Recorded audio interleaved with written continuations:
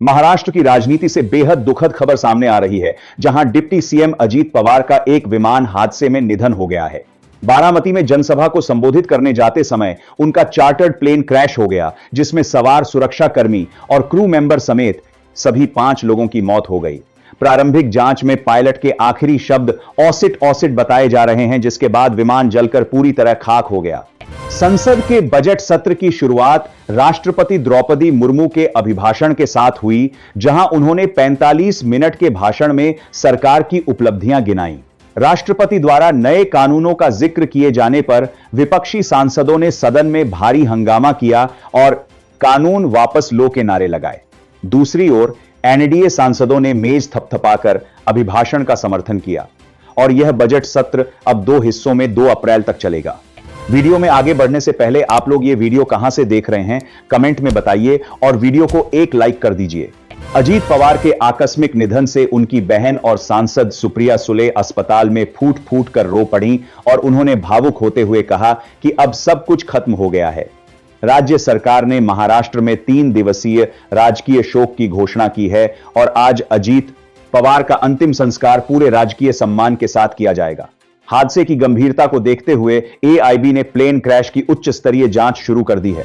केंद्र सरकार ने जनगणना 2027 को लेकर स्थिति स्पष्ट कर दी है और गृह मंत्रालय के अनुसार देश में फरवरी 2027 से जनगणना का काम शुरू हो जाएगा। महत्वपूर्ण अपडेट यह है कि दूसरे चरण के दौरान देश भर में जातिगत जनगणना भी की जाएगी, जिस पर लंबे समय से विवाद चल रहा था। सपा प्रमुख अखिलेश यादव ने इस पर प्रतिक्रिया देते हुए कहा था कि बीजेपी इसे नहीं कराएगी, लेकिन अब तारीखें साफ हो गई हैं। माघ मेले में शंकराचार्य विवाद गहरा गया है, जहां स्वामी मुक्तेश्वरानंद ने बिना स्नान किए दुखी मन से मेला छोड़ने का निर्णय लिया है।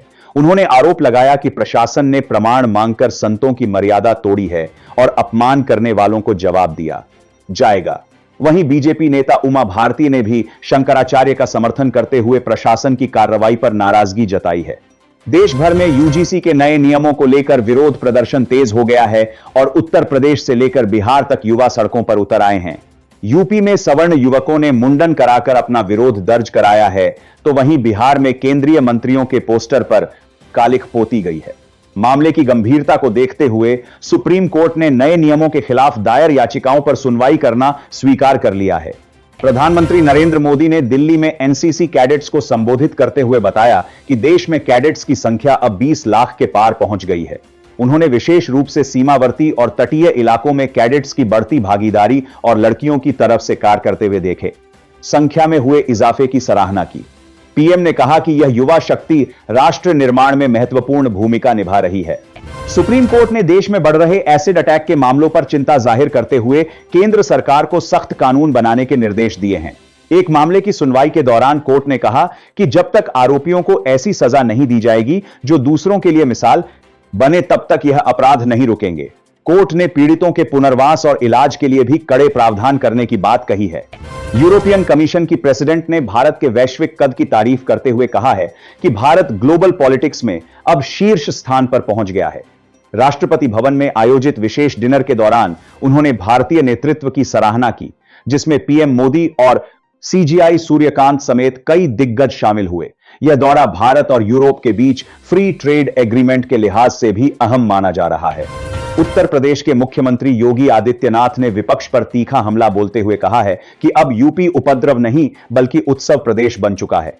उन्होंने कहा कि जातिवादी और परिवारवादी मानसिकता के लोग विकास को बर्दाश्त नहीं कर पा रहे हैं और दंगाई अब राज्य में डर के साए में हैं। सीएम ने स्पष्ट किया कि विकास की राह में बाधा डालने वालों के खिलाफ सख्त कार्रवाई जारी रहेगी। यूआईडीआई ने आधार ऐप का नया फुल वर्जन लॉन्च कर दिया है, जिससे अब नागरिक घर बैठे अपने फोन से कई महत्वपूर्ण काम निपटा सकेंगे। इस ऐप में अब क्यूआर कोड स्कैनर की सुविधा भी दी गई है, जिससे किसी भी डिजिटल आधार को स्कैन करके उसकी असलियत जांची जाने लिए सकती है। इससे फर्जी आधार कार्ड के जरिए होने वाली धोखाधड़ी पर लगाम लगने की उम्मीद है। बिहार की नीतीश सरकार ने कैबिनेट विस्तार की चर्चाओं के बीच बड़े पैमाने पर बोर्ड और आयोगों के पुनर्गठन की तैयारी शुरू कर दी है। सूत्रों के अनुसार डिप्टी सीएम सम्राट चौधरी के करीबियों को इन आयोगों में जगह मिल सकती है, जबकि उपेंद्र कुशवाहा के विधायक माधव आनंद की छुट्टी होने के संकेत हैं। इस फैसले से बिहार की राजनीति में नए समीकरण बनते नजर आ रहे हैं। अजीत पवार के निधन पर राजनीतिक जगत में शोक की लहर है और राहुल गांधी से लेकर महबूबा मुफ्ती तक ने संवेदनाएं व्यक्त की हैं। पश्चिम बंगाल की सीएम ममता बनर्जी ने एक बड़ा दावा करते हुए कहा कि अजीत पवार वापस शरद पवार की पार्टी में लौटने वाले थे। उन्होंने इस हादसे की निष्पक्ष और गहन जांच की मांग की है ताकि सच्चाई सामने आ सके।